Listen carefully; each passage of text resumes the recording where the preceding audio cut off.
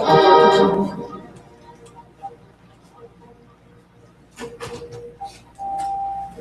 going to start it. You can turn the music. Okay, turn the music off.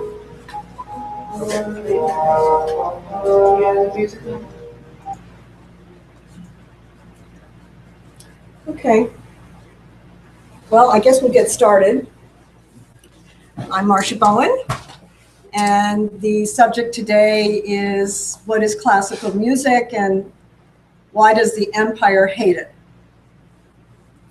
Well, there's no way today I'm going to go through some music theory class on classical music, I assure you, because really what I want to do is to show you that we work together here on a discussion process on the question of music is as political as the question today of whether we're going to remove Obama and immediately end the threat of what he is preparing to do right now in the month of August into the September period. And I'll start there.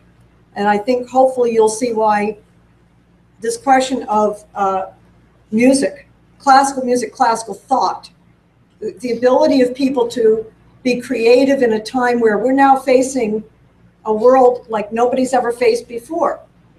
Although, interestingly, if you look at the Friday webcast from last night, what Jeff Steinberg pointed out, and we've pointed this out before, there was, if you recall, a Cuban Missile Crisis in which we did have a president who was in a dialogue with the head of Russia, Khrushchev, or the Soviet Union at the time. And apparently there were 116 or 160 whatever letters or communiques back and forth. Right now, we have a president of the United States that has no communication with the president of Russia, Putin. None. No communication. And because there's going to be a shift of the military, of the head of the Joint Chiefs of Staff, Dempsey, will be going into a retirement. This is not something being forced by Obama, but this is something that happens. And from what we've heard so far, come on in. Hi. Thank you. Come on in. I'll have a... Wherever you'd like. And just so you know, we're doing this on YouTube. So if I, yeah, well, you're not on YouTube, I am. But you might be. You might be. Is Nina coming in? She had a conference call. She had to stay back. Okay. And I want you to feel free to interrupt me if you have questions, because I want this to be a discussion. I'm not giving a class, but I was starting by saying that we're at a point where if we don't remove this president, he is using the August-September period for a threat of nuclear war against Russia and China. And unlike 1963, when we had a President Kennedy who was in a communication with Khrushchev, there was actually over 100 letters back and forth, and Robert Kennedy was one of the carriers and couriers, if you will, between Kennedy and Khrushchev. There was communication, and they were very heartfelt, apparently, sometimes very strongly worded in somewhat of an antagonism, but nonetheless, neither wanted to see the plan to go to thermonuclear war. Today, there is no communication between President Obama and Putin. And moreover, that there's going to be a change of guard of the military. The head of the Joint Chiefs of Staff, Dempsey, is being retired, not out of order. This is what happens. The new fellow coming in, from everything we've heard, by any testimony he's given to Congress, is towing the line. Russia's our #1 enemy. Now, LaRouche said today, the problem is that we are not dealing with a population that knows how to think. Our fellow Americans have lost the ability to live in full reality. They might live in reality here and there. Maybe their job requires them, they have to be attentive for a few hours a day, but to be 7/24, 365 days a week, to actually be living in the moment and take responsibility for what the future of that moment is going to be. that's the challenge we have as thinkers, to how are we going to improve our ability to communicate with our fellow Americans, because we have to build an organization. And LaRouche has been the unique thinker over the decades. And I will point out that in the other period in which there was a threat of thermonuclear war, in the period of, we called it the Ogarkov Doctrine, and the Soviet preparations of nuclear war, we were also very active at that time. And LaRouche personally was, he had already created a policy in the 1970s around the Strategic Defense Initiative, and was negotiating that with the Soviet ambassador when Reagan came in. Yeah, did you know that? 1981, 82, into 83. But you might also recall that Reagan was shot. And that delayed the negotiations for over 2 years, meaning that LaRouche was still involved in negotiating, but the president was severely wounded, and the Bush crowd came into predominance more. And whether you know it or not, it was a friend of the Bush family, Hinckley, who shot Reagan, and he was meant to be killed had that worked out for the empire. This is the way the empire works. And because if there had been an immediate opportunity for LaRouche, Reagan, the Soviet leadership to come together on a strategic defense initiative, it would have happened. We would not be living in a world today in which there's a threat of thermonuclear war right now, as does exist. And I mean, I just want to point out that if you remember, just a couple days ago, you heard about firing between North and South Korea. North Korea has nuclear weapons. North Korea is a very isolated state. I don't think very many people really understand the dynamic of their culture, what's going on over there. You've got, of course, Ukraine on the border of Russia, which we've helped to install neo-Nazi government into Ukraine. We've helped to install a government that allows battalions to fly swastika flags. I mean, you can't get more Nazi than that. And Russia was our ally in fighting World War II. They're not going to put up with this. And there's a big push coming from Kiev, from this neo-fascist government, to escalate against the Donbass and other regions that are no, they want their independence of this fascist government of Kiev.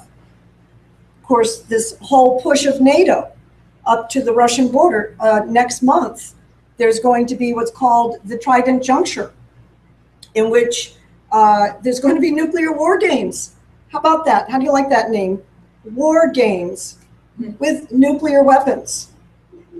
I mean, we're going to be deploying ultimately, so over 700 of, hi Betty, over 700 of these gravity bombs. They're self-guided bombs. We tested one in Arizona recently. This is the first in history that you actually have a self-guided gravity nuclear bomb, meaning it could be deployed over Poland and end up hitting into Russia. And from the standpoint of the Russians, you can't get more aggressive than this. This is the biggest threat that we could be doing to Russia. Not to mention that we're supporting the Saudis in a total genocide against the population of Yemen. Over 1,000 children have been killed that we know of. Even the United States government apparently this week even put out we're kind of concerned to the Saudi government over the fact that we're actually blockading, or we're helping to blockade ports to get food and other supplies into men, women, and children in a very poor country, in Yemen. In Yemen, you can look at a map here, over here, under Saudi Arabia. And what is Saudi Arabia doing? We're blockading for the Saudis. We are, and we're helping to supply en route fueling of their planes, of the Saudi planes. They're killing off the Houthis, which has been the major opposition to the Al-Qaeda in that region. Wow. And Al-Qaeda is being, basically brought in. So here we go, more ISIS, Al-Qaeda, here you go, right? And then you have, between all that we've done in the Middle East, I won't go over it all, but you can go over our history of what we've said. Between the Middle East and North Africa, you have over at least 5 million refugees that we know of. Think of this. People that are being displaced daily. Thousands who are just dying in the boats trying to get across the Mediterranean, or the shorter route going to one of the Greek islands, in which one of the mayors of one of the Greek towns was recently crying over the fact that they're so poor already in Greece. Peter could probably tell us something about that later. They're so poor already in Greece, and they're taking in these displaced people by the thousands. Where are they supposed to put them? How are they supposed to feed them? And by the way, if you didn't notice this week, the Greek government fell. Yeah. So much for that. We'll be going soon into another process there. But look at the whole world in a different way, which what LaRouche is looking at, which is the only power Obama has, because when it ultimately comes back to what are we going to do, we must remove Obama. There's two ways it could be done. It can be done through the 25th Amendment. That is, that he is, according to the 25th Amendment, the president is mentally incompetent. And it was created actually when John F. Kennedy was killed, and the question of what if he had stayed mentally alive, his brain was dead, but he was alive. What would you do about a president that would, right? That's the 25th Amendment. It was also used when Reagan was shot. Yeah. It was also used again, by the way, when Nixon was going crazy. When Nixon was about to use was talking about using nuclear weapons against North Vietnam. And he was drinking every night and talking to all the pictures of the presidents on the walls of the White House. Oh, my. Yeah, apparently the Joint Chiefs of Staff were told by the cabinet or somebody in the cabinet, maybe James Baker III, if the president gives the order to launch nuclear weapons, don't do it, because the 25th Amendment was already in play. I thought that was Howard Baker. Howard Baker. What did I say? James Baker III, Howard Baker. You're right. So the 25th Amendment would be very applicable today. I mean, how much more can you get insane of a president that's actually threatening nuclear war? That's about as insane as it gets. But here's another avenue, which is becoming very interesting, which is the question of Hillary Clinton. This is from Liberty News today, or this actually came out a couple days ago. It's entitled, "Hillary Says It's All Obama's Fault." Now, for weeks, and you'll see there's a leaflet outside, we've been telling Hillary, smarten up, girl. You're being set up. You're going down. You're not going to be president. We helped on that process, by the way, in terms of our confrontation with her on Glass-Steagall, but you can see it. I don't have to tell you. You can see the poll numbers. She's being set up by these leaks of the emails. Where are those leaks coming from? Well, according to Dick Morris, he was a Clinton campaign advisor, Republican, but nonetheless, no. He's the toe sucker, if you remember. He was forced out under the toe-sucking prostitution. But I won't go through all that. That's history. Or the Bill Clinton. Bill Clinton. Yeah. Yeah, he was a Bill Clinton campaign advisor. You're right, thanks. According to him, he says, from the Clinton point of view, the leak of these emails was set up by Barack Obama, Michelle Obama, and Valerie Jarrett. Michelle and Valerie hate Hillary. Barack Obama hates Bill. And as Lynn has said, Hillary could do a real favor for mankind. She could do a favor for the nation. She could give up her political ambitions, because that means if she tells the truth about what she knows about Benghazi. She got a phone call on September 11th, 2012. This is pretty well documented. We've got sources on this that have confirmed President Obama called her. And President Obama said, Hillary, this is what you're going to say. Except that Hillary all that day had been briefed real time. She knew what was going on with the Al-Qaeda attack on the ambassador and our top 3 Americans. She chose to lie for reasons that she'll have to live with her conscience for the rest of her life. But she could actually help redeem herself and tell the truth. And the point is that... But she didn't go on national TV. They put Susan Rice on TV. Right, exactly. She went on there too. No, and the first appearance of the story was Susan Rice, because Hillary said she would not go out with the story. Later, she retails the story, yeah. So what's our problem here? Why isn't she could have told the truth. A lot of people know, and a lot of this is coming out, like the Defense Intelligence Agency. What's our problem here? Our problem is that Obama's power is limited to the cowardice in the population.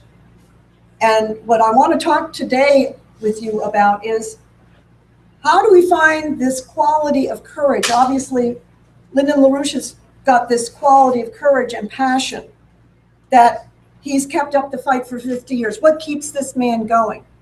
How is it Helga herself, literally over these decades, not letting up an inch on this question of finding the passion? Because we know that there exists in the American people, and we know that exists in the soul of people, this question of, you know, what it is to be human. I mean, is it human to sit here and actually know that, you know, you've seen the markets this week, the financial structure is coming down like a ton of bricks. Something is going to give here. So we have to find the ability to communicate to our fellow Americans.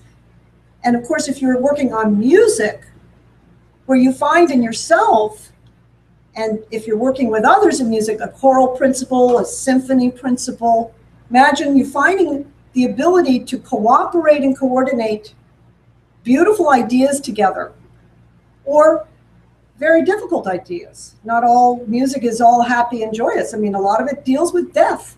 A lot of it deals with anguish. A lot of it deals with being forlorn. So I just wanted to throw out the idea, the question, I guess, is somebody want to just throw out it to me what you think, what do you think music is? I mean, somebody want to just give me an idea what you think? What is music? What is music? Anybody have a wild answer? Creativity. Okay, Joel says it's creativity. Okay. I mean, anybody else have something they would say? What is music? I mean, Something that makes me feel good. something that makes me feel good. Okay. I think it involves sound, right? Involves hearing. So there's a physical apparatus. It involves a structure of the body, right? You got to have a diaphragm. And the structure of an instrument. Structure of an instrument, cavities, let's say, of the head where you're going to resonate the voice. But actually, Ludwig van Beethoven said music is the mediator between the spiritual and the sensual life. Or Robert Schumann said, for me, music is always the language which permits one to converse with the beyond. The most beautiful and important thing for a musician is to purify the inner ear. Because I think we really have to think about this question in terms of our organizing. We are building a movement. We're building an organization that is taking on the most difficult task we've ever faced, which is how do you get a population to face what they don't want to face. We're on the edge of a thermonuclear war. We're heading into collapse of the whole financial system. How do we bring them, you know, in a sense, what the way LaRouche put it is, you're trying to create an active coherence amongst people who are coming from different geological and different parts of the planet. You're developing, it's like a chorus, it's like a musical chorus. You have a number of people who are learning how to play in concert. And that's the way you organize people. You want to organize society, not just this idea, oh, I'm the rugged individual, me, mine. But how do we actually get people to say, us, we, like a soldier does in a war? A soldier in a war actually faces possible, if not probable, death. What gives that quality of courage in a person? I mean, hopefully none of us here today are facing that ourselves in the organizing, but we are, in a certain sense, we have to give up a certain fear in ourselves of organizing others into this movement around Lyndon LaRouche. What I wanted to do is, if Ian's going to help me, so there'll be a little time lapse for about 20 seconds, so we can set up the Helen Keller image. You could do like the Helen Keller Caruso image. And people have been with me before know I have quite an interest in Helen Keller. Does everybody know who Helen Keller was? Mm-hmm. Yes, okay. I wish we had a couple young people who didn't. It'd be fun. But of course, for those who might be listening who don't know Helen Keller, do we need the lights out? Sure. You want to put the lights out? Helen Keller was born a normal child, but she became, in about 6 months old or so, she became deaf, dumb, and blind through an infection. And this is her hearing Caruso sing. Now, wow. I want you to think about this, because is she hearing it? No. Or is she feeling it? Yeah, still in the vibration. Feeling it. Here's what was written about it. Caruso sang the lament of Samson, who's blinded and in chains, grinding the corn for the Philistines. Caruso says, through the medium of her marvelously sensitive fingers, the matchless voice of the tenor was transmitted to her soul. And as she sat and listened, her lips apart, her blind eyes wet with tears, she whispered over and over again, wonderful, wonderful. Though I cannot see your face, she says, I can feel the pathos of your song. Caruso said, with his lips against her hands, in your fingers I can feel your soul. In your blue eyes, your soul is shining. Miss Keller almost collapsed. So powerfully had the voice of the tenor stirred her. Okay, let's do the next slide with the violin. What was he singing, Marsha? He was singing from Samson. If Dorcille were here, he could sing it for us. He sung it before. Samson. Joe knows it probably. Tenor. Oh, it's tenor? I'm sorry.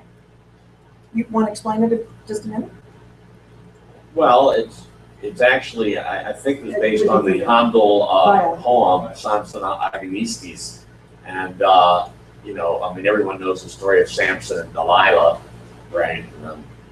She whacks his hair off, and then Speaks up. And then in the next, Speak up. the aria that Caruso's singing here, he's down in the dark, dark prison in chains, reflecting on his, his misery.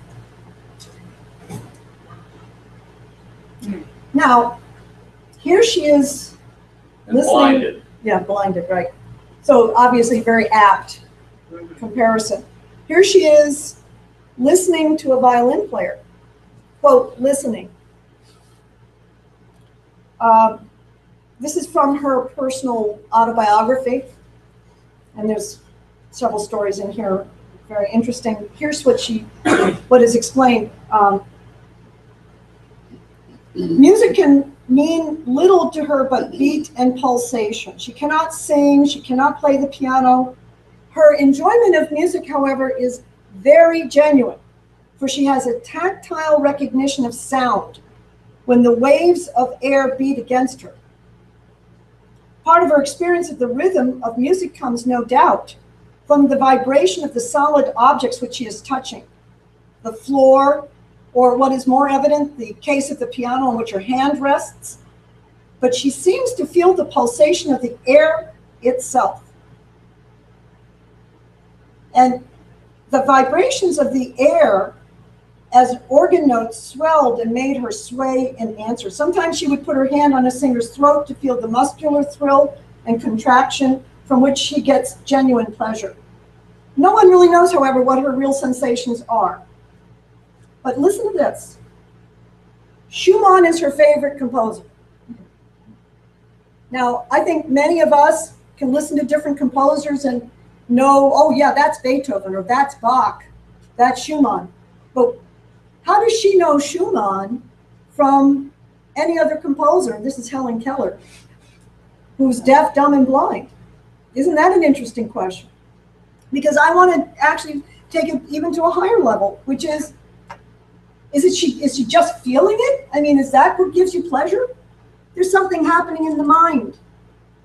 That's this almost, well, the point is revolutionary. There's a revolutionary process that happens in the human mind that doesn't happen in animals. Even though we know animals that can make beautiful sounds, you might even call them music. I've heard of the swan song, for example. But there's something different about human beings, something profound about human beings. So what I want to do next, and we're on a YouTube, so it's going to take about 20 seconds to change things. I want to do the Gloria Swarthout sings, and I actually play something for you. And you could just wait a second before you started. So, it says we mention things. You just hold it a second.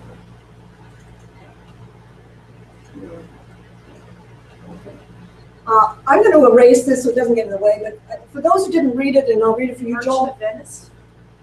Actually, Merchant of Venice, yeah. So, I just but I want to just erase it so it doesn't interfere with whatever else I'm doing, but I do think it's appropriate. It says, "The man that hath no music in himself, nor is not moved with concord of sweet sounds, is fit for treasons, stratagems, and spoils." So beware. That's a good quote. That's a good quote. I even have a picture of Keisha in front of that. Up at Round Rock. Okay, you can play that. What I'm going to play you is an actual short clip of Helen Keller listening to a singer. Alice Swarthout sings for her.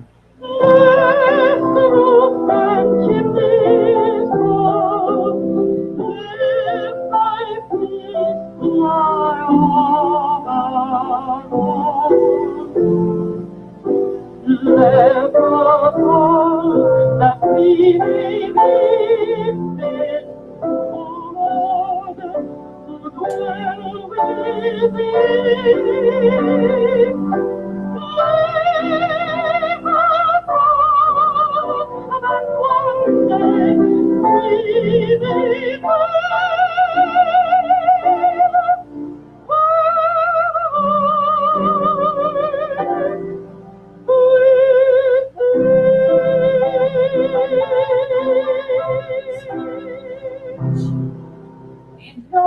beautiful. It is like that is beautiful. It is like my daily prayer. Wow. Isn't that beautiful? Yeah.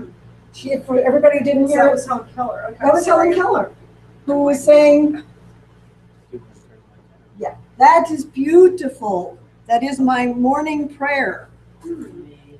Yeah. Just amazing. Wow. It is, and I think the most important thing I want you to think about is not so much, thank you, not so much simply Helen Keller, and I could go through her teacher, Anne Sullivan, and that is all very fascinating and very true.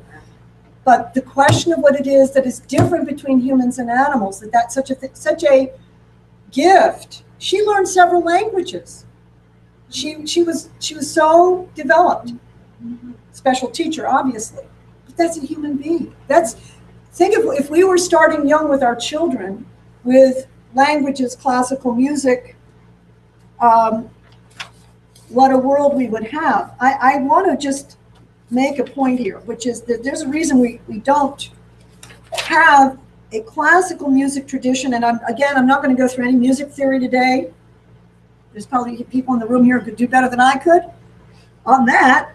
But I'm going to make a timeline and want you to think about something about how political the question of classical music really is.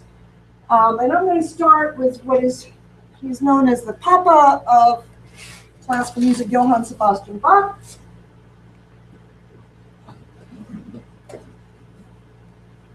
(1685), 1750. You have the American colonial uprising. Colonial, not Poland. Not Colonial. Poland, yeah. Oh well. 1765. You have the American Revolution. 1776 to 1783. You have the French Revolution. 1789. Okay. Now, Bach was a total revolutionary in music. And then you have Mozart coming into this period, who was probably poisoned to death, or was poisoned to death. I don't think there's any question about it. Is there? I thought there was a question about it. No. I don't know. Okay. But look at the period we're intersecting. How about Beethoven? I would argue that these creative minds, and they were very unique, they made total revolutions in their compositions. Schubert. I want you to think about the intersection with the political period, because we're in a revolutionary period now, and the question is of how do we create the basis where we're going to start generating unique composers again, who are actually of this classical tradition, and poets, as Dan talked about last week. All right, so we're getting into this period of the American Revolution. Now, people know what happened in the French Revolution. You had the friends of Benjamin Franklin were guillotined, they were exiled, turned very bad. Those who wished for the best really got the worst. But in this period too, you also have the Congress of Vienna.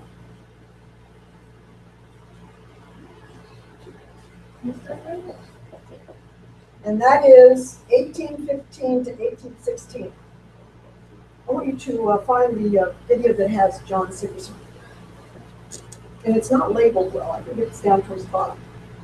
Give me a moment, because I want John Sigerson, who's one of our top musicians. DLC record.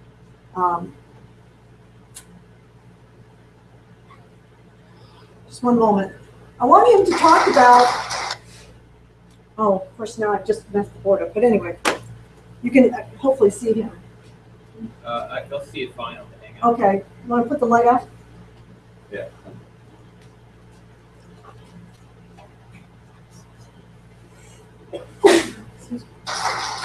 I can ask to say a few words about Can you get it louder? songs that I'm just about to perform with Margaret. One might think that in the days of Beethoven and Schubert, this is the early part of the 19th century, that there was a wonderful renaissance and things were really moving along and things were great. But let me tell you, outside of the fact that there was that we didn't have the threat of nuclear war then, things were really bad for civilization at that time. It was a really tough time. And all the people that now you put on pedestals, Schubert, Schumann, Beethoven, Brahms, and so forth, these people had to fight their guts out in order to save civilization. I just wanted to give you a sense, and I think these poems that I picked for the Schumann Opus 24, which were some of the first songs that he composed. He composed many piano pieces, but then after he got married to Clara Schumann, to Wieck, he was so excited that he had to burst into song, and so he did these things. But just a little bit of a history lesson, just to think about this. Napoleon was defeated around 1814, 1815, and so forth. And after a process which could only be described in France as a color revolution, that is the French Revolution, which was a typical color revolution. It was not an American type revolution. It was a total disaster. It ended up with butchery and mayhem, and then it ended up with empire, which is what Napoleon represented. So that thing got out of the way around 1814, 1815, and at that point, people thought there was a big war. Germany fought a war. The Russians kicked Napoleon out, and everybody thought, oh, well, maybe finally we're going to have something better. And you had this Congress called the Congress of Vienna. It happened.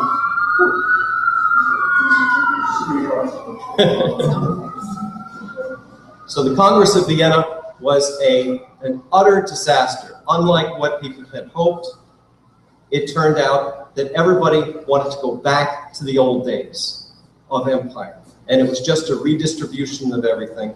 And the old kings were brought back. There was a total disappointment throughout the population. and rage, because as opposed to doing something like the American Revolution, there was just the old days. As a matter of fact, people wanted to go back not just to the old days of the previous century, they wanted to go back all the way up to the old days of the Middle Ages. That's what a lot of the so-called romantic movement was about. Let's go back to the old days. Let's keep things back. Let's be practical. That was the idea, be practical. And so you had at the same time, as you might have expected, the kind of radicalized youth at that point who were looking for something, just like the youth in the Middle East today are looking for something. They went crazy. And you had the development of what you might call neo-Nazi, at that point, neo-Nazi type operations, which especially in Germany. And just to give you an idea of what happened, by the Congress of Vienna ended in 1815. By 1817, you had a bunch of students who went up to this castle. It's right near the town where Bach was born, Eisenach. It's called the Wartburg. It's this big castle up on the hill. And they went up there to do what? To burn books. They did the first book burning. And the book burnings that Hitler did in the 1930s were just, I mean, he had a perfect precedent for this kind of thing because that's what done. What were the books that were burned? Let's take a look at that. Well, one was the letters of a fellow you've probably not heard of, Friedrich von Collin. Friedrich von Collin was a friend of Beethoven, and Beethoven sent the overtures to a number of translations of Shakespeare, like for Coriolanus, for instance, Coriolanus overture of Beethoven. That was to a play that Friedrich von Collin adapted from Shakespeare. So, friend of Beethoven. August von Kotzebue. Who's Kotzebue? Another friend of Beethoven, right? Close friend of Beethoven. Beethoven worked with, he was one of the most famous playwrights of that period. And the book that was burned was Kotzebue's History of Germany. Karl Immermann. Okay, here was an attack. This was a book which was an attack against, he was a poet. This is a book that was an attack against these radical groups. They were called the Burschenschaften at that point. They were, so to speak, patriotic, but they were totally crazy. They were basically beginnings of terrorist operations. So they did that. And Karl Immermann later became a close friend of Heinrich Heine, who was the poet of the songs I'm just about to sing. They were close friends. So this is the kind of books that were burned. They were going against the entire American Revolution period. Well, guess what? That was 1817. 1819, Kotzebue was assassinated by a radical student, a crazy radical student. What happened? Well, what do you expect? What happened is there was a big conference of all Germany and Austria, and they put down these decrees called the Carlsbad Decrees, which is basically the 9/11 of that day. And these Carlsbad Decrees didn't just outlaw these radicals. It said, no, we're not going to have anybody saying anything radical whatsoever. We're going to put, and they instituted the most incredible censorship that you can believe, where, for instance, some of the poets, there was one poet who had Wilhelm Müller, again, who Schubert said, and he wanted to, he gave these set of poems to the censor, and the censor said, no, you can't print this. Why? Because it has the word freedom in it. Right? That was how bad it was there.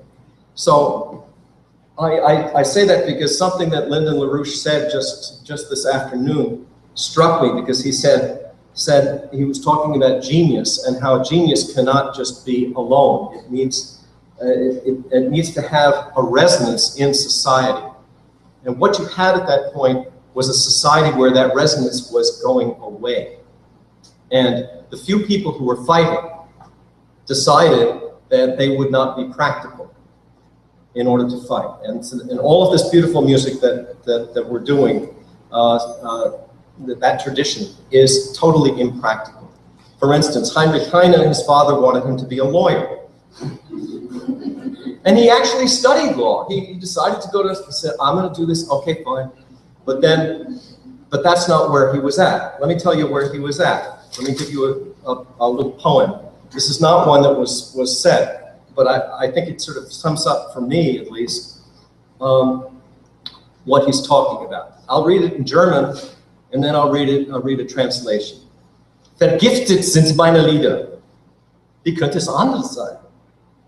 Du hast mir ja Gift gegossen ins blühende Herz hinein. Vergiftet sind meine Lieder. Wie könnte es anders sein? Ich trage im Herzen viel Schlangen und dich, geliebter mein. My songs are poisoned. How could it otherwise be? For it was you who poured poison down into my blossoming life. My songs are poisoned. How could it otherwise be? In my heart, I've got many snakes, and you, my love. Okay, now what's going on here? Hey, well, that's exactly the point. These and Heine, these little so-called poison poems, what they are is they seem very nice, and then what Heine does is he points out that if you try to be sort of nicey nice in this kind of era, you're being practical. If you try to just do nice things, you're being practical. The only way you've got to get under the skin of civilization, and because we had a failed revolution, and we have to go and which then put man back into a bestial state, and then we have to go back into that some way.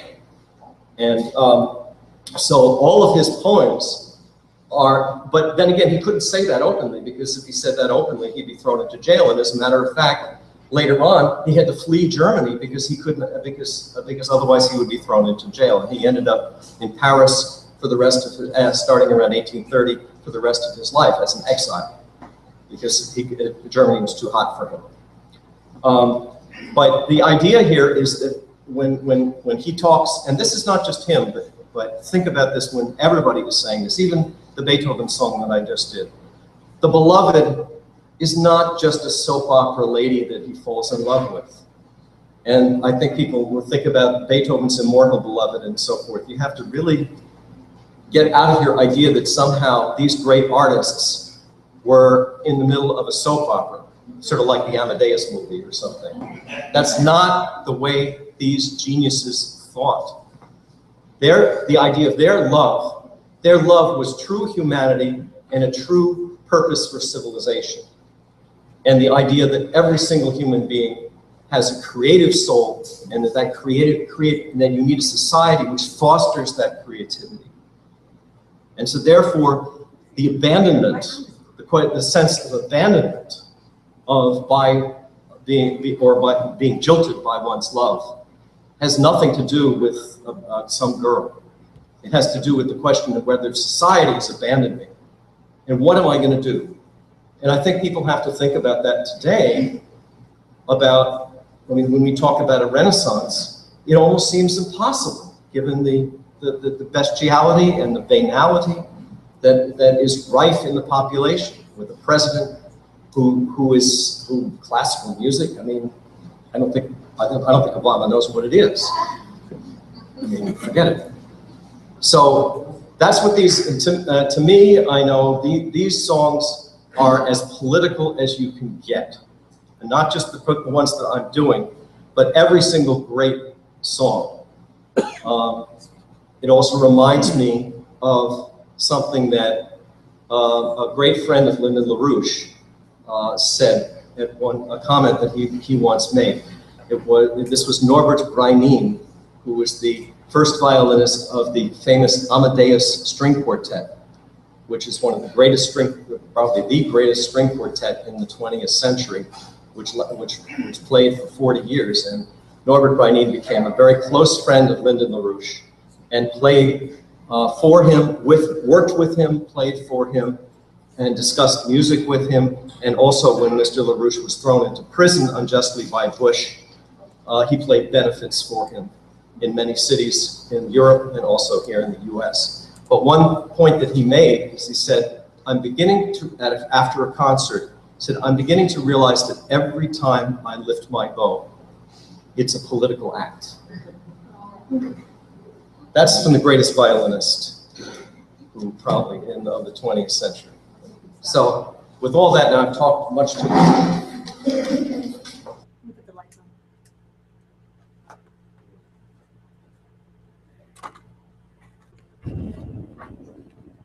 Now, I find that very amazing, that period of history, because I think what it makes so strong and clear is, except for the fact we have nuclear weapons today, man, there was a battle over this question of the ability of people to express creativity in classical music. Banal music, and there's probably going to be arguments here today, and that's fine. But when you have somebody like, and I was putting up on the board earlier, you know, Mozart, 1756, 1791, Beethoven, Schubert, Felix Mendelssohn, 1809, 1847, Robert Schumann, Clara Schumann, Johannes Brahms. This is what LaRouche would call the classical period. There is also Dvorak, 1841 to 1904, and then LaRouche is often making Wilhelm Furtwängler kind of the connector in terms of the conductor from the Brahms period. He lives from 1886 to 1954, and if we have time, I can play you a comparison of the beginning of Schubert's Ninth Symphony by conducted by Furtwängler, and then by a very banal conductor, because you'll hear the difference, a complete difference in terms of ideas. Because what Furtwängler talked about a lot, and this LaRouche talks about a lot, is this question of, you know, it's not the notes. It's not just playing the notes. It's between the notes, or Furtwängler would call it behind the notes. What you're fighting for is you're fighting to convey ideas. You're not just pleasing people with sounds. You're moving the mind. You're hopefully moving the soul to want to fight for freedom. As John was expressing, that their songs, even though they had to disguise a lot of what they were actually saying, they were in as much a political battle. Schumann was writing a whole book during, I think he started this when he was 24 years old, on music and musicians. It's quite a critique of people like Wagner and Liszt. And we could go through more on Wagner some point, because I know people have questions, and I know Harley's done a lot of work on Wagner, but I can tell you that there's no question. Well, Harley actually just wrote an article in the latest EIR magazine. This is our weekly. You can subscribe to it. And he has a quote in here from Wagner. Well, Wagner says,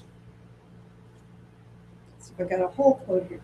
My entire political creed consists of nothing but the bloodiest hatred for our whole civilization, contempt for all things deriving from it, and a longing for nature.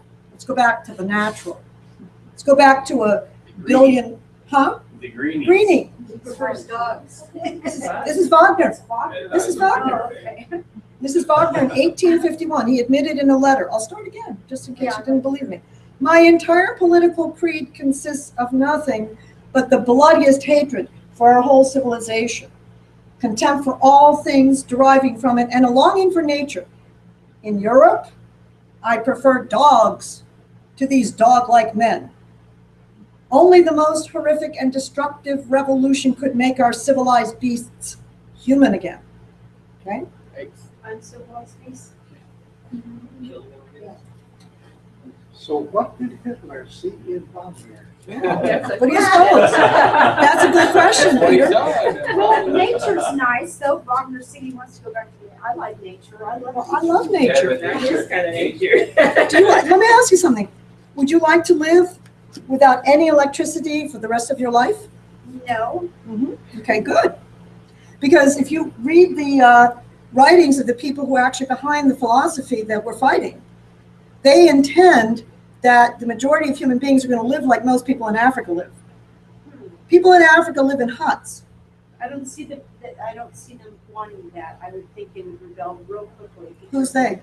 The Africans? Or? No, I mean, you're saying there's an elite that wants to have us live simply. I think a lot of people would rebel if it moved in that direction. It is moving in that direction. I mean, we're going away from nuclear power. We're going to solar panels. Can you power an industrial city on solar power? Maybe you think you can because there's a sun here, Right. but in Germany they're having a heck of a time. Look in California, you gotta get your water out of a truck now, in the rural areas. Mhm. No running water, zero, none, zero running water. I could show you a pamphlet that when I joined this movement in 1984, LaRouche had been running for president, and the pamphlet is entitled, "Won't You Let Your Grandchildren Have a Glass of Water to Drink?" And it's a whole pamphlet. LaRouche, it was part of LaRouche's presidential campaign on building the North American Water and Power Alliance. Everybody who has been around this movement knows we were talking about bringing the water down from Alaska through Canada. Yeah. Thank you. There's a map. I don't know if it can be seen. But anyway, you know the geography. From Alaska down through Canada, through the lower 48 states into the northern Mexico area. This was designed and engineered by the Parsons Company in the 1960s. Why didn't we build it? John F. Kennedy would go out to western states as president. You should see these speeches. We have them archived on our website. They make these beautiful speeches about, I'm from the East Coast. Well, I'm from the East Coast. And we have so much water on the East Coast. I never dreamt there was such a lack of water in the West. And he christened many of the dams and water projects. And there were all these other ones being planned. Why didn't they get built? Well, why was Kennedy murdered? Why was then Martin Luther King murdered? Why was Bobby Kennedy murdered? And Tune into Al Jazeera tomorrow night, and they're going to have a big special on the water situation in the West. Al Jazeera? Al Jazeera English? Wow, great. Well, I hope they quote Lynn and LaRouche, because see, the point is all of these questions, because the green movement, when you get down to, we just did a very interesting interview, and I invite you to go to our website and look at this with Mr. Dreesen, who wrote a book called Green Power, Black Death on eco-imperialism. It's about a 37-minute interview. It's excellent. And he really just gets very to the point, which is he in the 60s, he was an environmentalist. Like many in the 60s, he was concerned about the pollution, and he was part of a movement that made factories clean up the smokestacks and succeeded actually tremendously. And so much of what you get out of the coal plants today, most of it's vapor and so on. It's much, like I think he said we've reduced the pollution by 95%, but he said at a certain point, my colleagues and I in the green movement thought, there's something wrong with this, because they're going much further than is necessary. And they're trying to stop nuclear power plants. And they're trying to stop, basic advancement of mankind, the progress of mankind, like rail systems, water development. And he said, it's not that I left the environmentalist movement left me. And he uses the image of, imagine living generation after generation in Africa in the same hut that your ancestors lived in. So Bill Gates is going to put a solar panel on and you'll have a cell phone. Is that good enough for you? I mean, we don't think about it. No electricity, 7/24, 365 days a week. No, I don't think most people have conceived what these people we're up against. Today's Nazis. These are the today fascists, and some of them are holding governments like Ukraine. And some of them are holding areas like the Islamic State. And the President of the United States is backing them up. And as I started out earlier saying, if you don't find within yourself the beauty of the soul, what we're talking about today, this question of classical music, the question of classical culture, classical beauty. I was showing people earlier, why doesn't Hillary Clinton have the guts? Where's her beauty of soul? Right, this is a very interesting article I pointed out earlier, because she could very well right now tell the truth about what she knows about Benghazi. She knows that the president called her and told her to lie. They knew it was Al-Qaeda that attacked our consulate on 9/11/2012. And she and many others at that time knew in real time. So, and this coming out is very interesting, because I would assume, if I were you, that working with Lynn and LaRouche getting more involved. Those of you who can come into our courses on Tuesday night, you could really become part of we have to build something that, the way LaRouche put it today, we have to create a process. We need a revolution to throw Obama out. I can't stand up here today and tell you it's going to be A that leads to B that leads to C. But I can tell you, if you really believed, if you were in a house and there's a guy trying to knock your door down because he's coming in with a hatchet to kill me, me, I think you'd figure out how you could defend yourself one way or the other. You'd do something. You wouldn't just sit there.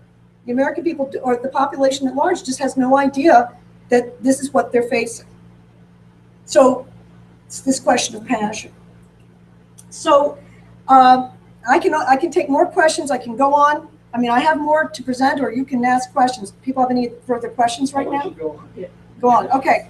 Yes, just on the last point you made, though, I think the problem is that too many people are looking at the hatchet that's coming down on them instead of the hatchet that's coming down on the nation. And so therefore, they got their guns and their ammo and so forth, and they're ready to defend themselves, but they have to that's the primary idea of what your class is about, is how do you get them to actually defend the nation? How do they see that working together, like a symphony, like a chorus, where it's not, oh, I'm the solo, I'm the special person. I got to take care of number one, which is the way we've become. Look, there's an article in Newsweek this week entitled, How to Survive a Nuclear War. Are you kidding me? What? Yes. How to Survive a Nuclear War. Can I see that? Yes, you can see it. August 16th, for those who want to look it up. We can circulate it. Yeah, Joel, Jared.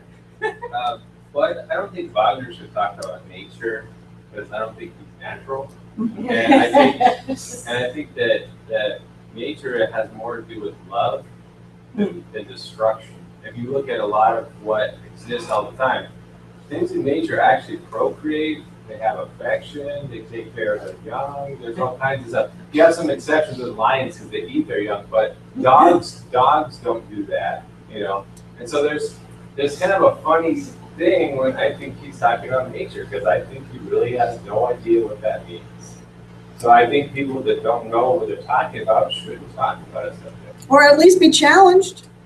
Somebody ought to challenge them. I mean, why is Wagner played at the symphonies here in Houston? No, but it's a hatred of industrial civilization, Jared. It's a hatred of man. Yeah, it's a hatred of industrial civilization. Right. Just one little thing on Wagner. He made most of his operas for this guy, Crazy Ludwig, a Bavarian prince who was an crazy romantic.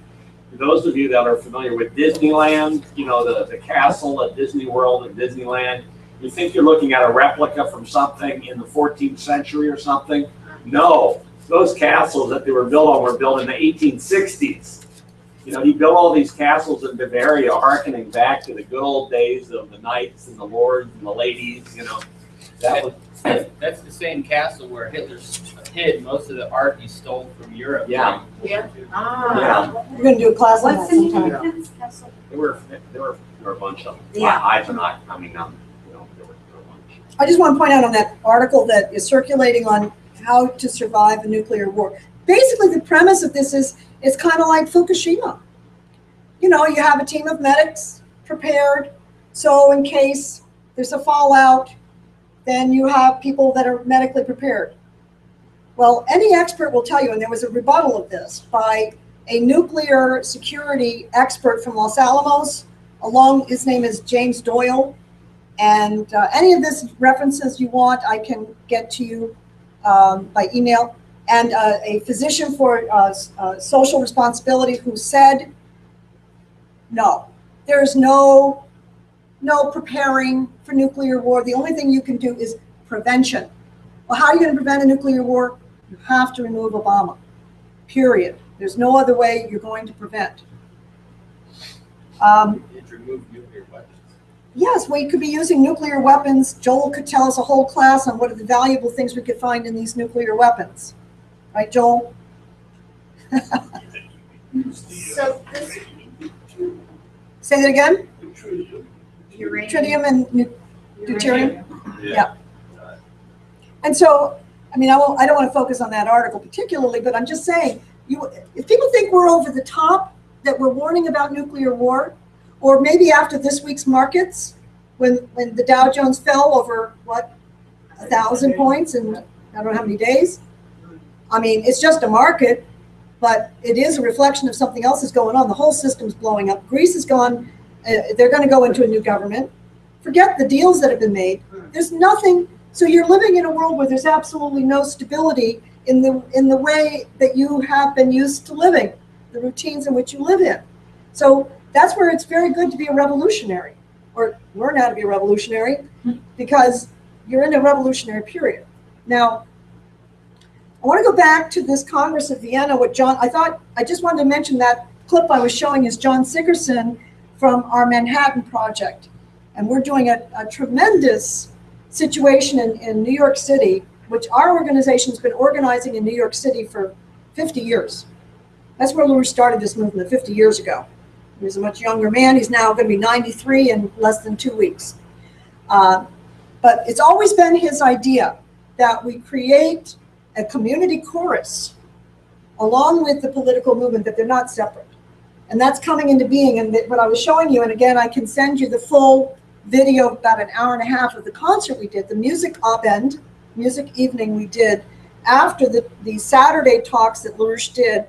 Every Saturday you can go to LaRouchePack.com and you'll see the archive of his discussion with a full audience. Usually there's 100 people, 50, 100 people from coming in from our political organizing.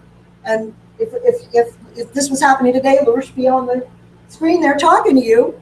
Google Hangout, we have this all set up in Manhattan. And usually before they do the political meeting, they have an hour of solfege warm-ups on learning how to sing.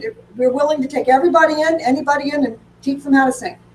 And that's what we're doing in New York. And we do it here for those who want to come Tuesday night. I'm plugging our chorus. Okay.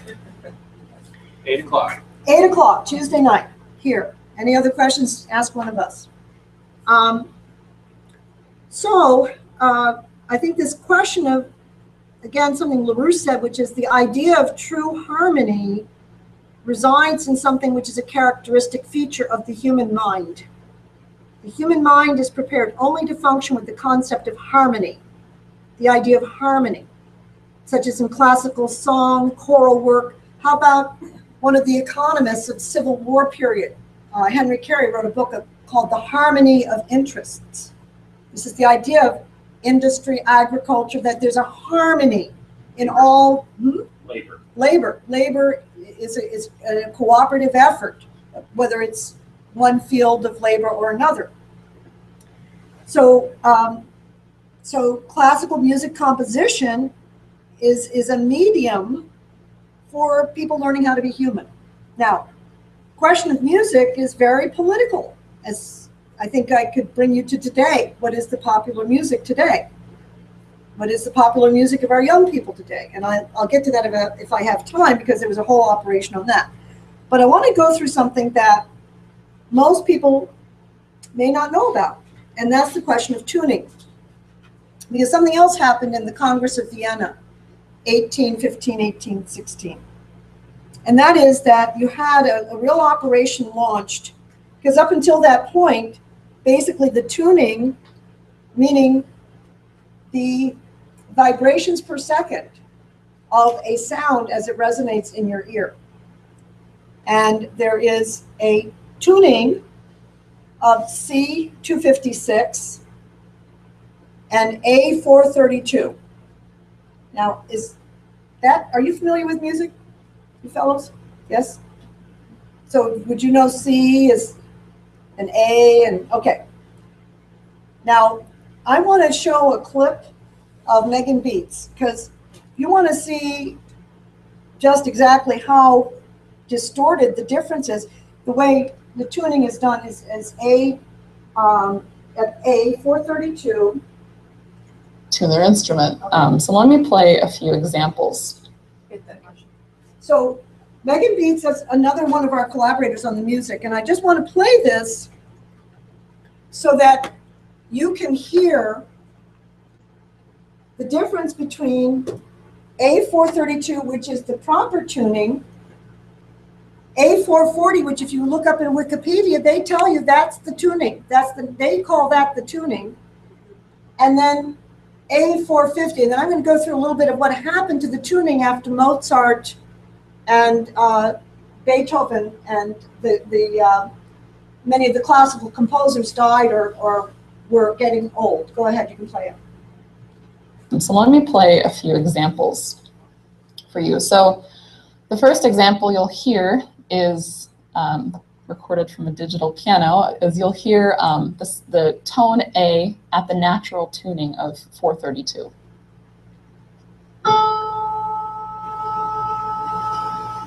Play it again.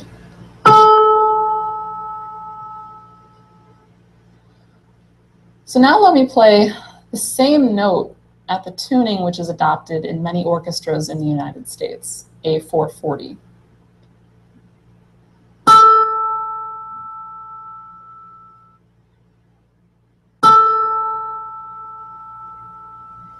So maybe people can hear it's a little bit higher in pitch. I'll play the two. I'll play first A432, which is lower, and then I'll play A440, which is higher.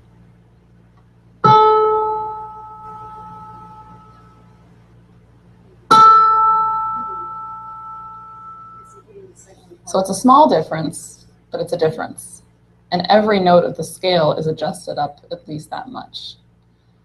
Now let me play one more tuning of the note A, which is A450, which is adopted in many orchestras around the world today.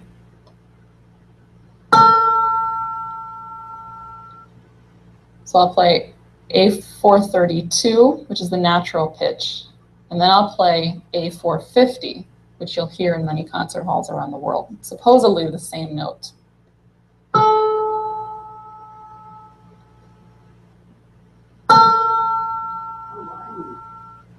Okay, Crystal. Pretty big difference. The natural, when you say the natural, or where are you basing that word natural on? On the, How it resonates in the ear or something? well, how it, What does that mean? yeah, you're getting it.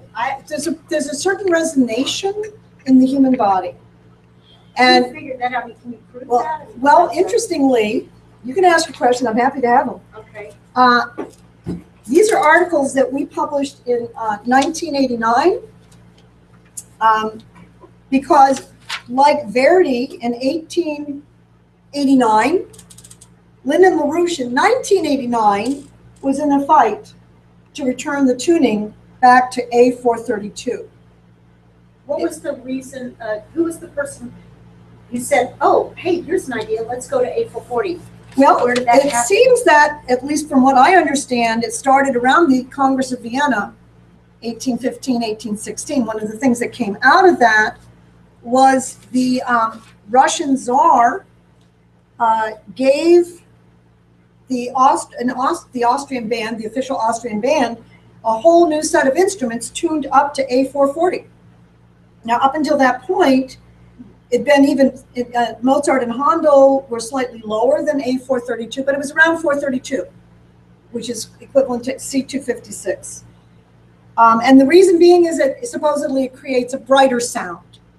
It's more dazzling. It's higher pitch. Right? It's a higher pitch. Right. Kind of like, a model on a runway, it's all skin and bones and a little bit of cloth, and I guess that's, some pizzazz, right? Yeah. Dazzling. Oh, she's dazzling. Poor thing, she needs to eat. But it set off a craze. In 1820, I'll give you some examples. In 1820, the London Symphony was playing at 432.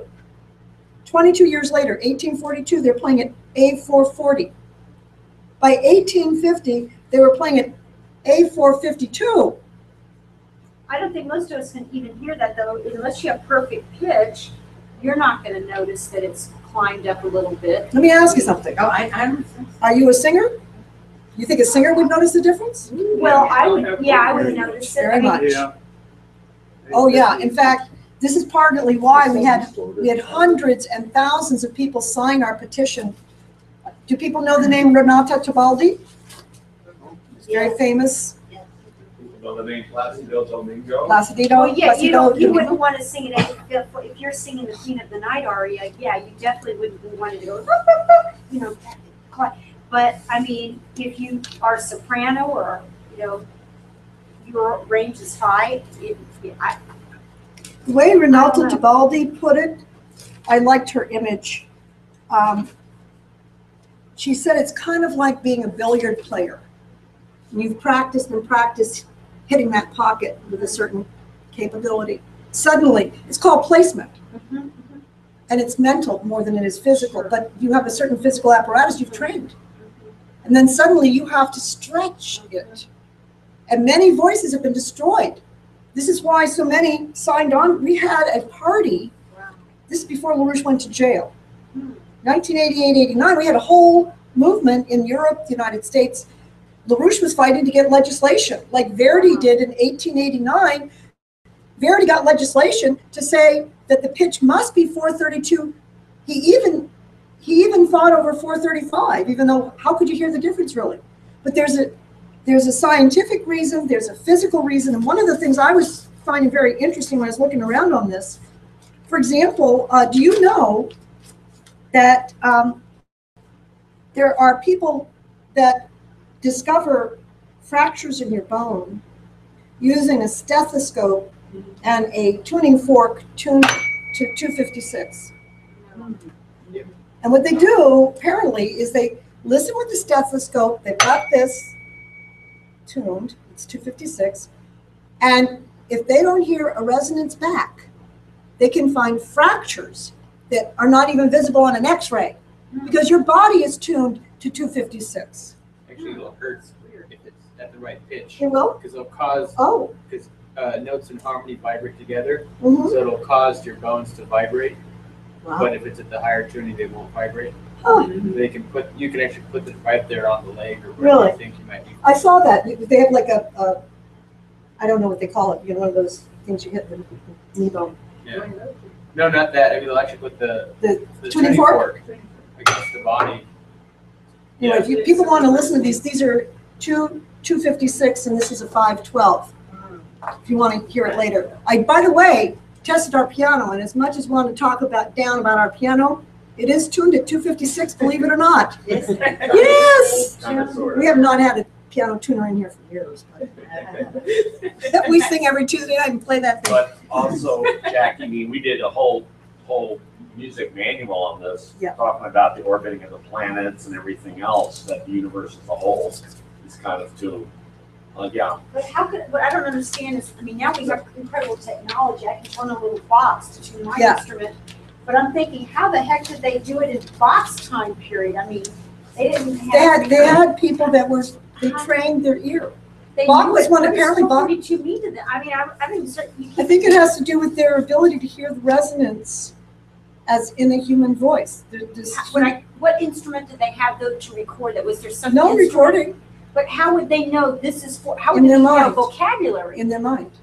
But why didn't they call it four Mickey Mouse? Oh, I don't know what they called it. Why did they call it 432? But the way we know how they did tune it is by going back and looking at their instruments.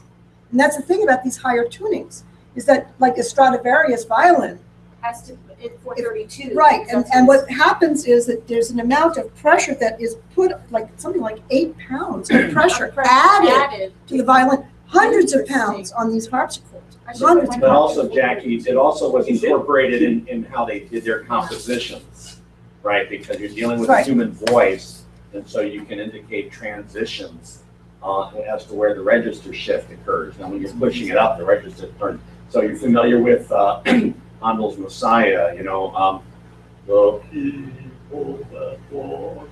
then you get to that. I've seen the light. Right, that word light ends on, I think it's on an F sharp or something. I mean, it's right at the shift, right? But if you're, and you put it there for a reason, because suddenly at that point, it all just opens up beautifully, right?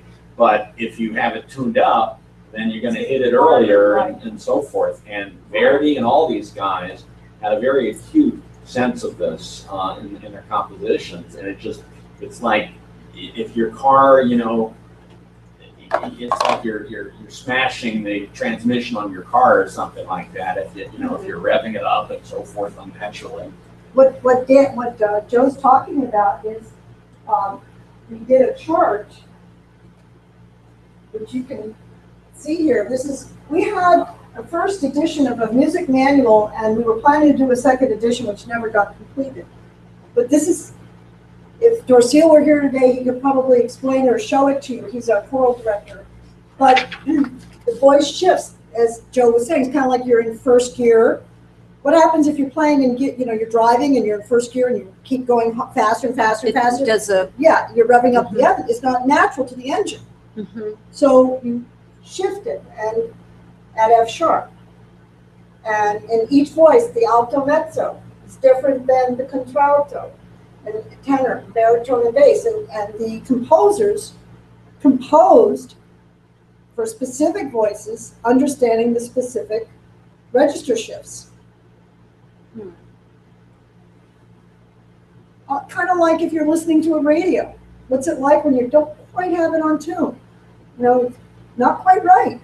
Now, I understand Bach himself was quite a tuner, and much of it is this question of a scientific developed ear.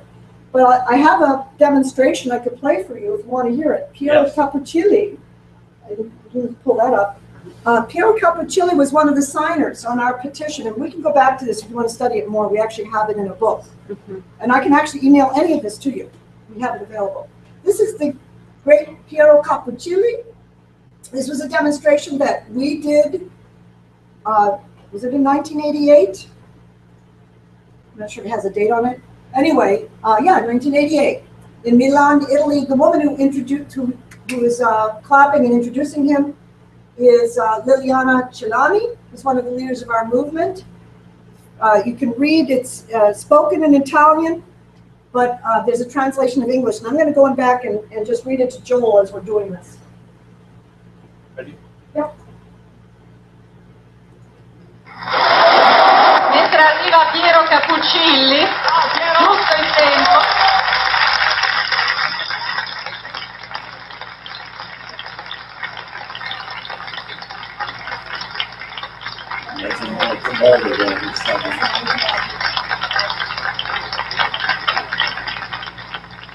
Cappuccilli wurde vom Publikum ähnlich gefeiert wie die Tebalden.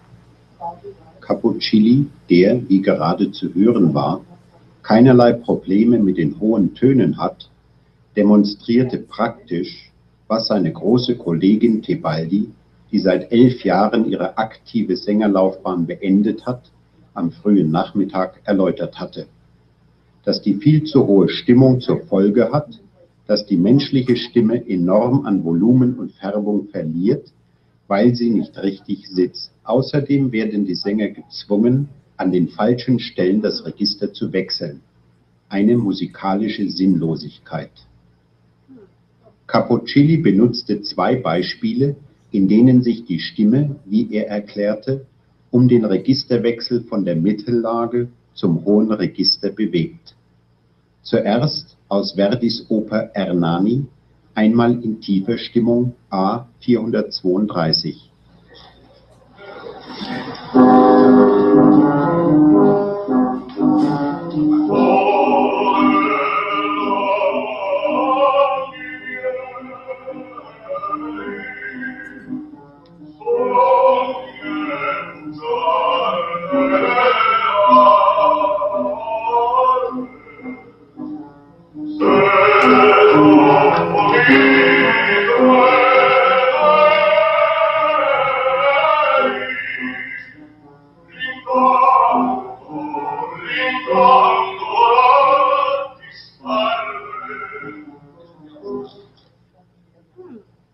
Dann in hoher Stimmung A 440.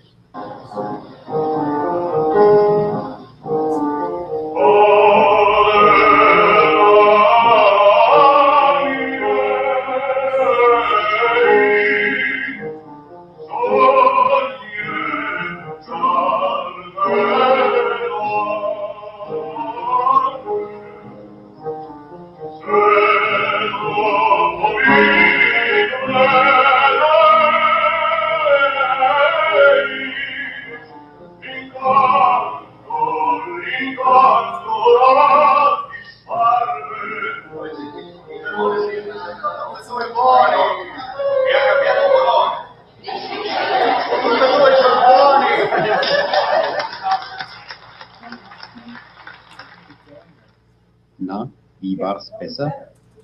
keine Frage, in der tieferen Stimmung. Zur besseren Illustration noch einmal.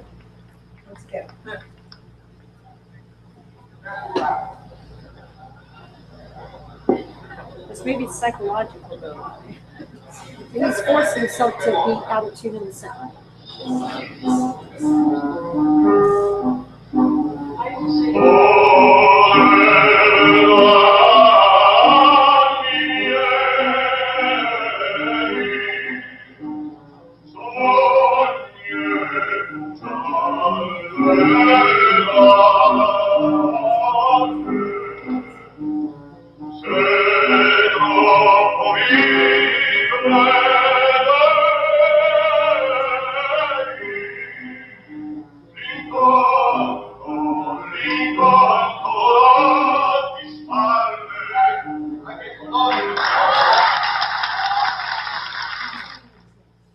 Ich habe viel mehr Farbe, meinte Cappuccino. Danach aus Verdis Troubadour zuerst tief.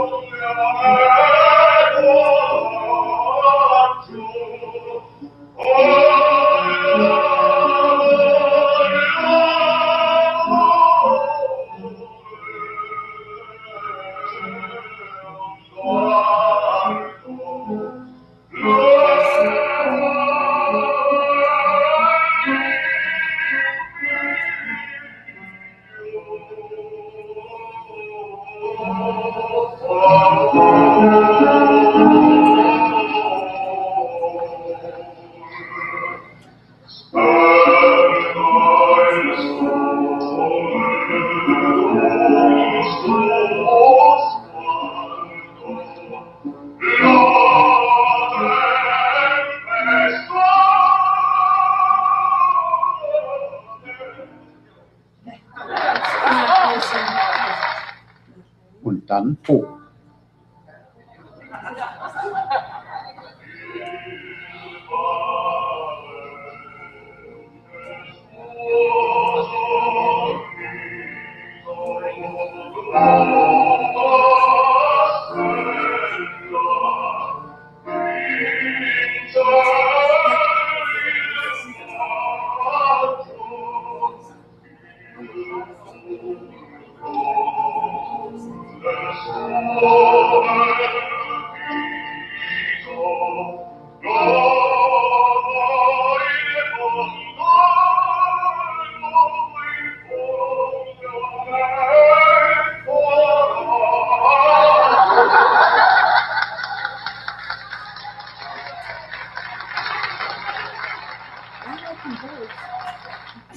Das überzeugte das Publikum.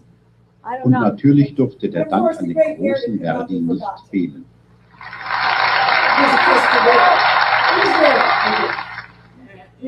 But there's no point in torturing someone. I will. Yeah, and also could you review what that event was and where? Yes, it was in Milan. That was in Milan in 1988. LaRouche had launched. This is before he was put in jail. We actually had Rinaldo Tibaldi was part of a slate of candidates. We were running for European Parliament. I'd forgotten this myself. The Patriot slate for the lower tuning. Obviously, there's more than just a lower tuning question here. Once you get to the lower tuning question, then you're actually going to come across a lot of various questions about what is the nature of man. I mean, should we be going to war with each other? Shouldn't we find a way to have a dialogue with each other? Can't we find a common language of interests of all mankind? But this was in 1988, and I just want to, I can say more, we can have more discussion, but I just wanted to remind people something I thought of importance. You know, I presume people know LaRouche was jailed under Bush Sr. and released under Clinton. Never exonerated. Should have been exonerated. He was put in jail because he was a threat, because we fight the empire. We're not fighting Obama any more than we were fighting Bush and Cheney.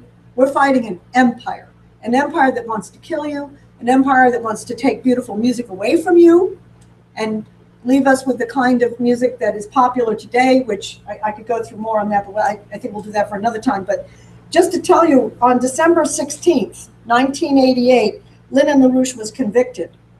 That was Beethoven's birthday. January 27th, 1989, Lyndon LaRouche was sentenced something like 65 years, and he was already 65 years old. January 27th was Mozart's birthday. So don't underestimate how much the enemy hates Lyndon LaRouche. And any of us who dare to say there is a limit to the tyrant's power, and we're building a movement that together we can actually see victory on the other side of this.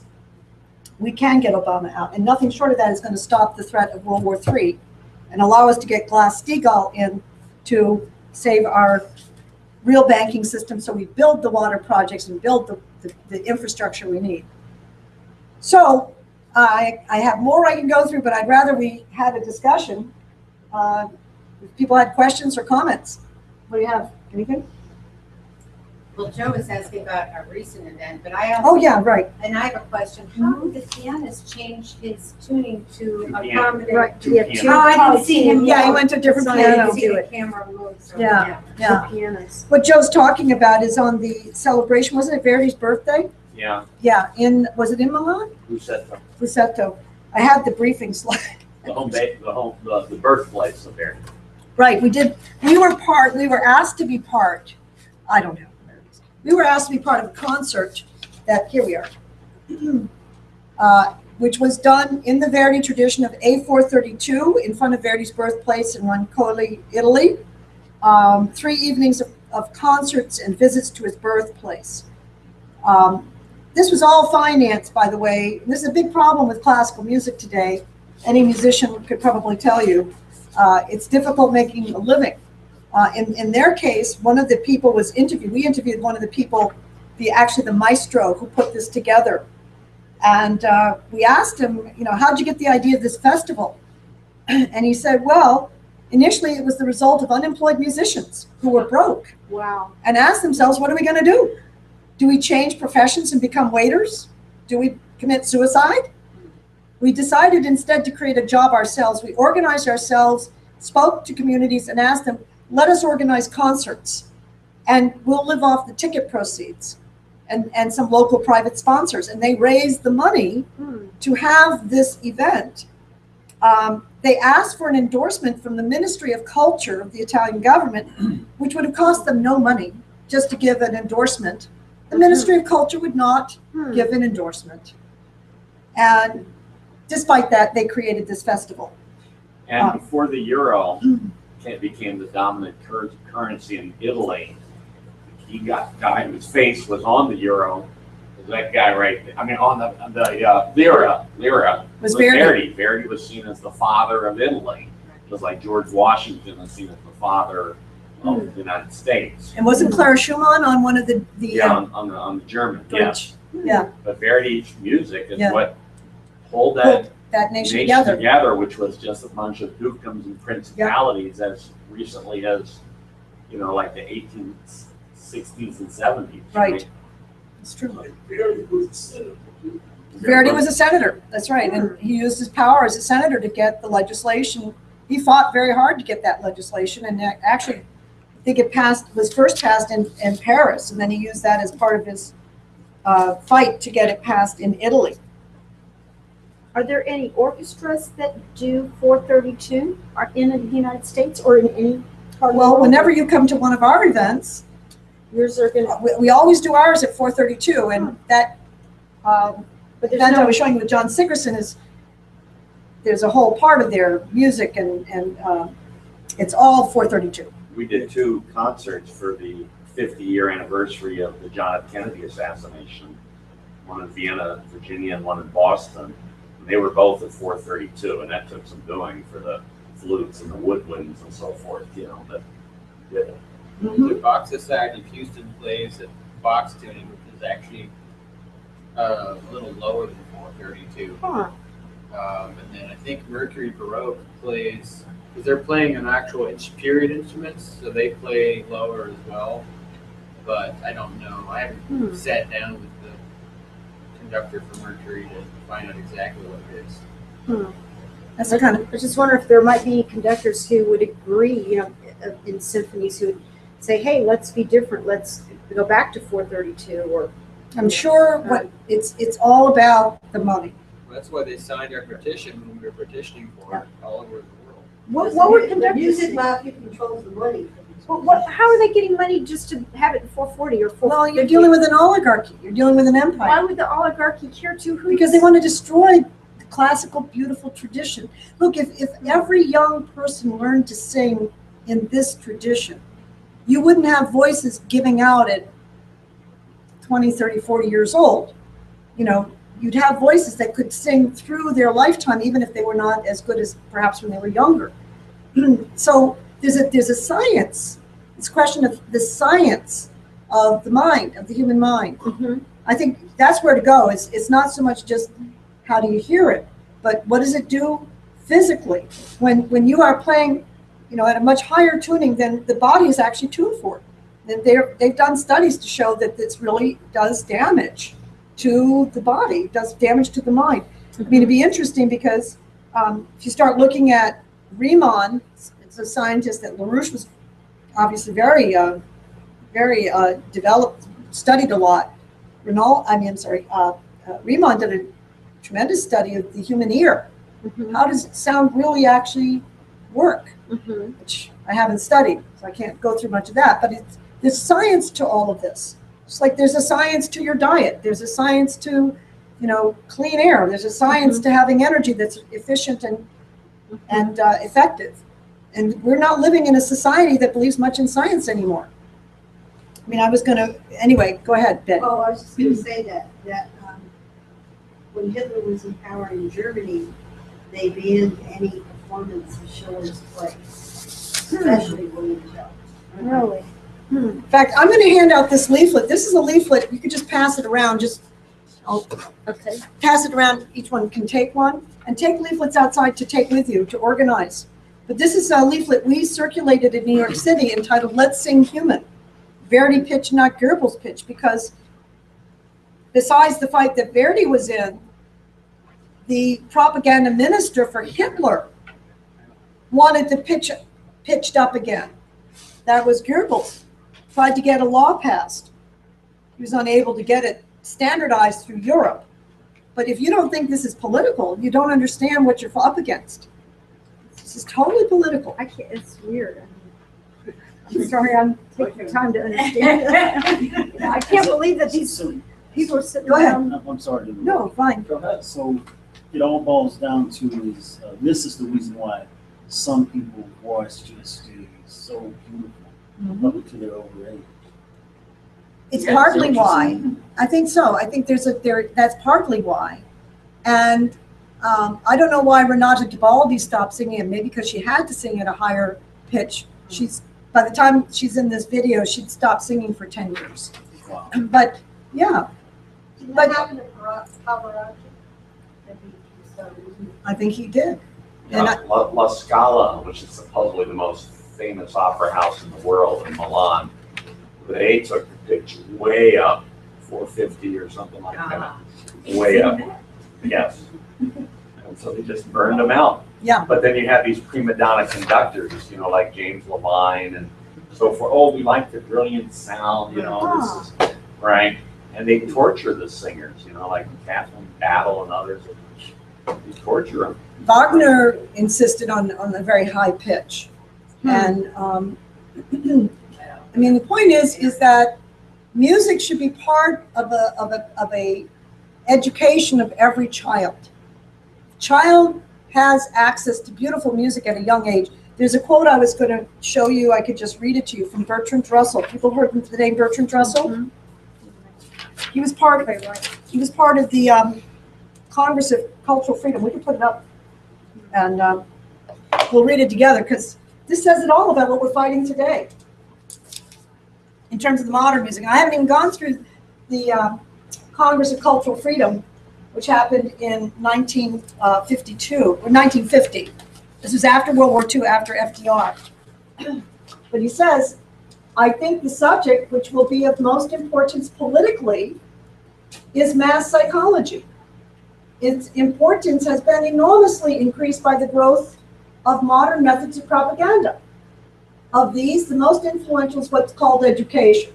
Religion plays a part, though a diminishing one. The press, the cinema, and the radio play an increasing part. Think about the social media today.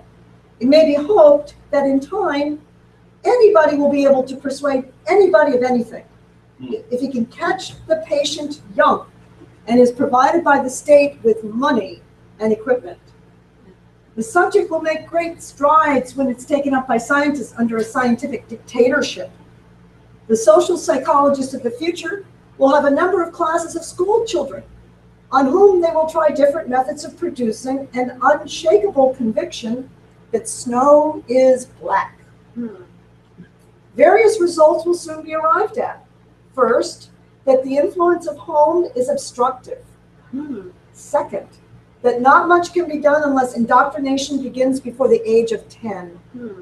Third, get this, that verses set to music and repeatedly intoned are very effective. Think of rock music. Fourth, that the opinion that snow is white must be held to show a morbid taste for eccentricity. But I anticipate it is for future scientists to make these maxims precise and discover exactly how much it costs per head to make children believe that snow is black and how much less it would cost to make them believe it is dark gray. Although this science will be diligently studied, it will be rigidly confined to the governing class. The populace will not be allowed to know its convictions were generated. How its convictions were generated. When the technique has been perfected, every government that is in charge of education for a generation will be able to control its subjects securely without the need of armies or policemen. It's weird. Wow. That is weird. And that came in the 1950s after we had the great President Franklin Roosevelt defeat fascism.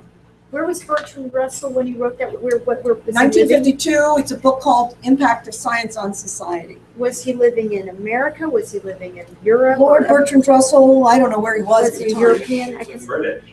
Yeah. British guy? Lord Bertrand Russell. Huh. This is right after he advocated preemptive nuclear war on the Soviets. 1946, he wrote a piece in the Bulletin for Atomic Scientists on why the United States should use preemptive nuclear weapons against the Soviet Union. 1946. Huh. Now, I didn't even go through this, but had FDR lived, I guarantee you we would never have dropped the bombs on Hiroshima and Nagasaki, since we just went through the 70th anniversary, August 6th, August 9th. The decision to drop the bombs on Hiroshima and Nagasaki was made days after FDR died, the decision. He died in April 1945. The decision was made in May of 1945, and they were not Truman and these types like Bertrand Russell believed in the idea you have a world government that controls all nuclear capability, all nuclear science, and then do something so terrible, so awful, like dropping these bombs on innocent people. And they chose to do it in broad daylight, and they chose the particular cities to do it on. And there was no military significance to either of them. Right. And These were Japan, population. General MacArthur had already had all the islands surrounded. This is the mythology we hear. Oh, they had to drop the bombs. Right, It saved exactly. millions Saved of millions lives. That's what I But keep General hearing. MacArthur opposed it. He was not consulted. Eisenhower opposed it, but he wasn't consulted. The people who built the bombs weren't consulted. But this was part of The people who built, can I make a comment of the people who built the bombs? Yeah. Because I associate with a guy, in fact, I met you guys through this, Green Watch, or the media, Houston Media Source. He told me I don't know if it was his father, his grandfather, uncle, somebody was involved in I don't know if it's the Manhattan Project, but it was in the making of the bomb. And he said, I carry a lot of guilt being related to him. And then he said, and what they told them, the people who were helping make these bombs, was we are not going to drop them on a civilian population. We're going to drop them on an uninhabited island. Right. And so I said to him, oh, so they lied to your grandfather, whatever. And he goes, oh, I wouldn't say lie. Then he got really rigid with me, like he felt like I was criticizing the government or something. He said, no, well, they misled. I would say they misled them. And I thought, why are you playing with word? This is where he and I we draw apart from each other, because he will not analyze things. He won't talk about any 9/11 issues or anything. That he just like, well, I don't want to talk about that. Yep. You know, and so he shuts down. And that was an example to me. It was just too scary for him to entertain the idea that his government could have an ill will against him. That's what we're up against. That's exactly so what how we're up do you against. reach these people? And here, this guy is a geophysicist. He's an educated person. Mm-hmm. Well, it's what we're doing. I mean, this is what we're out every day to break through, and you know, every one of us. It's the corruption of culture. Yeah. See, that's what, you know, none of us, I can't remember. I mean, there was a corruption of culture because the U.S. really did a great thing in winning the war against Hitler, right? We commemorated VE Day when last April? April 8th. May. Right, so Roosevelt was already dead by the time of VE Day, but nonetheless, it was great joy, collegiality. Your father was in the war. Our great friends and allies, the Russians, you know, who Yes. helped us win this war, right? But, you know, to think that they did the bomb twice, you know, the whole world shocked, twice, right? yeah. On the 6th. Oh my God, and it's reeling from that. And then there was 3 whole days and then another bomb. You know what I just read? The whole idea of the moral high ground that the U.S. established in fighting that war was pretty much gone. You know, I mean, MacArthur tried to articulate it in his colloquy on the board of the boat where they do retreat troops. Yeah. Yeah. Right. Battleship. But there was something. there was a moral breakdown. There was a Yeah. moral breakdown after World War I. You know, the Roaring '20s and all that, and then the Vietnam thing was totally ushering in a moral breakdown. Well, wasn't that Mo- dashed everything that John F. Kennedy had. McCarthy, wasn't he involved in the Vietnam War? Or is that another MacArthur. MacArthur? General MacArthur, I MacArthur. get them confused. He was- MacArthur. He was in the Pacific. And The when he came- Korean War, not the Vietnam. Oh, in the Korean War. That's right, Korean War. I'm Yeah. thinking of. When he came back from the war, the Korean War, wasn't he fired by Truman? And he came Fired by back. Truman. Wasn't there a ticker tape parade that was the biggest for any individual? He was a hero. He was a total hero. So many people wanted him to run for president. But I'll also say this, that I read in the Houston Chronicle, I believe, that they not only dropped 2 bombs, they intended to drop 13 more. So, you know, there's no limit. You know, when people say, you people are over the top, just find that article from Newsweek about how to survive nuclear war and say, who's over the top? Who's crazy enough to do this? Well, they've done it before. And they're ready to, it's because they're dead. And what LaRouche said yesterday, what makes it more difficult for us is that you have a moneyed class that knows they're losing their system. And the bailouts have only bought them time. I mean, you know it. There's quadrillions of dollars of debt now, unpayable debt. They've tried to saddle Greece with this debt. They're killing Greece with this debt. They're killing Puerto Rico with this debt. They're killing all of us with this hate bailouts, bail-ins. I was talking to a lady yesterday. Greece will never die. Greece will never die. Greece will never die. Mankind will never die if we continue collaborating. Say it again. Oh, beautiful. Okay, I mean, it's actually funny because if you listen to the music that's been popular since the 50s and, you know, Elvis and the Beatles and that kind of stuff, it doesn't actually prepare you psychologically for dealing with questions of the age you live in, the historic pressure. And there's 2 basic kinds of music. I'm not talking about genres. I'm talking about, you have music which is primarily Pollyanna, feel-goodish type stuff, and you have music that's primarily angst without resolution, and it's primarily positive or it's primarily negative in terms of its emotional structure. And there's folk stuff that kind of violates that of all types, but in the way that classical music is composed, it's not just about tuning. It's also about taking the mind through a musical idea and the use of tension from a compositional standpoint to actually resolve into a higher identity in the mind of the audience. So very good examples of this are things like the Dissonance Quartet by Mozart or the Ninth Symphony by Beethoven.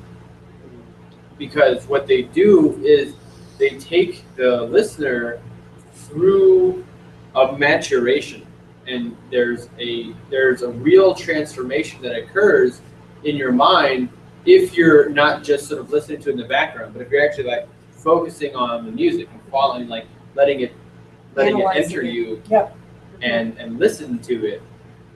And it's funny because, okay, so what does that have to do? Like, okay, yeah, that has words in the chorale at the end, and it's very beautiful words about joy and the brotherhood of mankind, but a lot of this stuff doesn't need to have words. Or even if it does, and it's just like, you got the Bible verses from St. Matthew's Passion or St. John's Passion telling these stories. Whether it has words or not is not really the point, because it's how you actually organize all these different sounds into and out of the various keys, where you're causing the person to have to deal with tension, but then you're helping them resolve the tension in a way where even in the tension can there be found beauty.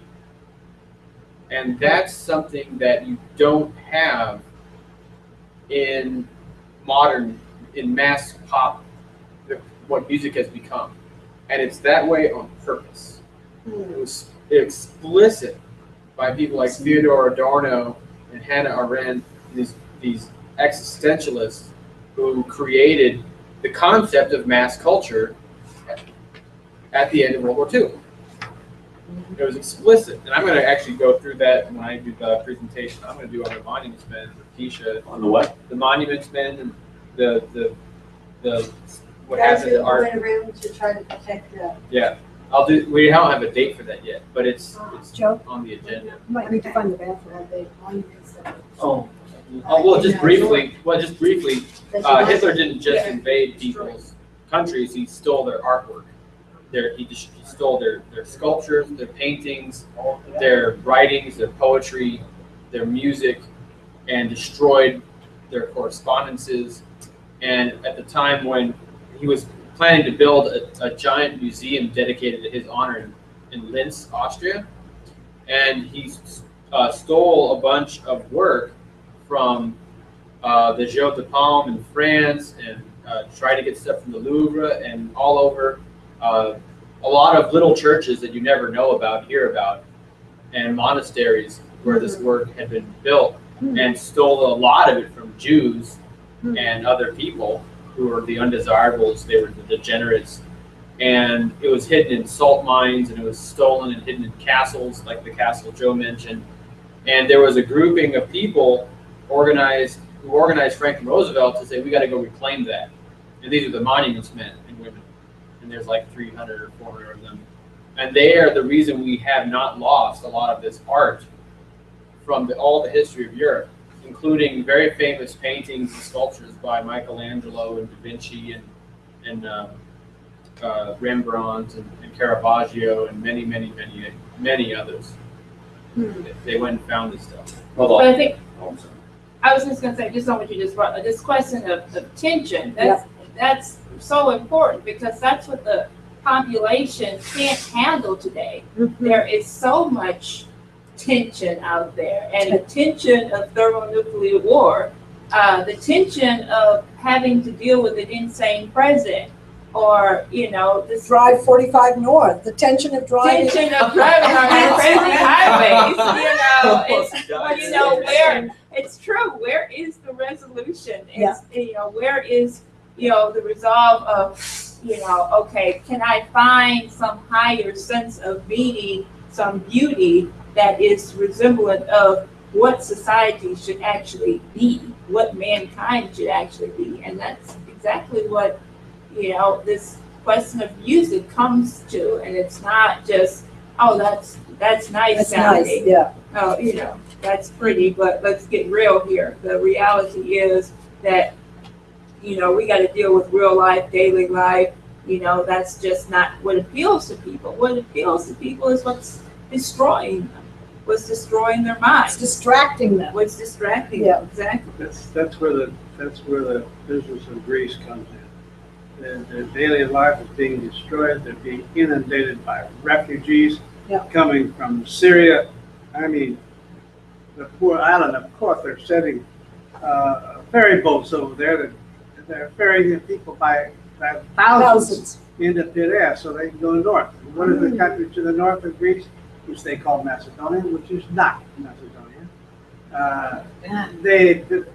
They're trying to push them back. Then finally they open the gates and let them go north, and they're going to keep going north. And now, hello, Angela Merkel. Here come the people you want to keep in poverty down there, keep under control. They're going to come and they're going to want a little of your abundance of wealth. Versus you did hear last week, ISIS hanged. Yes, I did. A very famous archaeologist, the most famous antiquities expert. I think the city's called Palmyra, which goes all the way back to the pre-Islamic era, the old Christian, it was thousands of years old, right? It's the most rich archaeological site in terms of heritage that this guy's been sifting through, and he taught himself to read the inscriptions. Right. And they killed the guy and hanged him in the square. And then put his head with his glasses on at his feet. I mean, this is awful. Yes. So, but that's the tension, right? How do you look at something like that and not say, I can't handle this? Well, that's the French Revolution. It is like the French Revolution. Exactly. The scientists, and the professors, exactly. Or the Chinese Revolution. What you're saying, French? Right. They killed the professors, the scientists. Right, and they wore glasses. Was put off the intellectuals. The intellectuals. And I mean, Shakespeare's revolution doesn't need science. Well, the revolution doesn't need scientists. That's great. Well, Shakespeare makes that image in Julius Caesar, where they get this guy and they just round him up. He says, "No, I'm not son of the revolutionary. I'm son of the poet. I'm son of the poet. Let's kill him because he has the same name, and then kill the poet, right? No small beers." Right. Just a side point on this very brave soul, 83 years old in Palmyra, Syria. His family fled, and they said, no, come. He said, I'm 83 years old. I'm probably the safest one. What are they going to do to me? No, I'm going to stay and guard this history. Yeah. And they killed him. It tells you what you're up against. You doubt it. So look, there's go ahead, Keisha. You have something. I was going to say there's a petition, which I don't know if we have copies here, but we not only would ask everybody to sign the petition, which includes, stopping Obama's thermonuclear war, but we're going to add to it impeaching or removing Obama, to get other people to sign. A mayor of a city in Germany not only signed, but he got several signatures. Germany and Europe, this is becoming much more real.